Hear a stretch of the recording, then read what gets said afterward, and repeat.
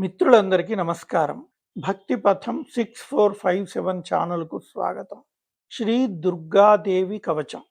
అతి శక్తివంతమైన శ్రీ దుర్గాదేవి యొక్క ఈ చిన్న కవచాన్ని ఎవరైతే శ్రద్ధగా పఠిస్తారో వారు తల నుండి పాదాల వరకు సంపూర్ణ దైవరక్షణ కలిగి ఉంటారు. దృష్టి దోషాలు, ఆఘాతాలు, శత్రు భయాలు, శాపాలు తొలగిపోతాయి.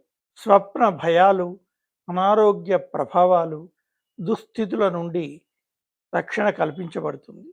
శాంతి, ధైర్యం, మనోబలం, ఆత్మరక్షణ ఇలాంటివన్నీ పెరిగి శాంతియుత జీవనం గడుపుతారు. ఇక స్తోత్రం చదువుదాం. శ్రీ దుర్గాదేవి కవచం. ఈశ్వర ఉవాచ శృణుదేవి ప్రవక్ష్యామి కవచం సర్వసిద్ధిదం పఠిత్వా పాఠయిత్వా చ నరో ముచ్యేత సంకటాత్.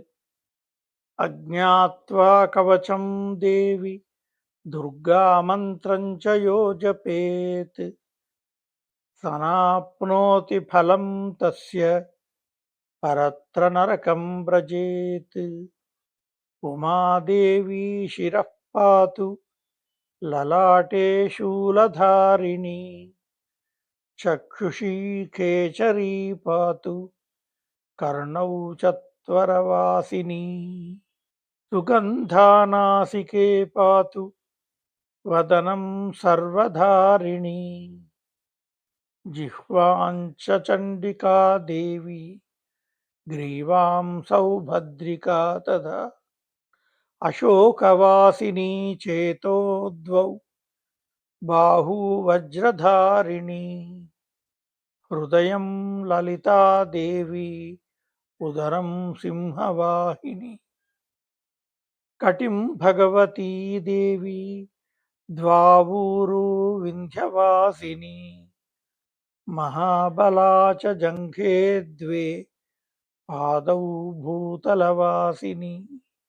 ఏవం స్థితాసి దేవి త్వం త్రైలోక్యరక్షణాత్మికే రక్ష మాం సర్వగాత్రేషు దుర్గే దేవి నమోస్తుతే. ఇతి కుబ్జికాతంత్రోక్తం శ్రీ దుర్గా కవచం. ఓం శ్రీమాత్రే నమః. ఓం తత్సత్. సర్వే జనాః సుఖినో భవంతు.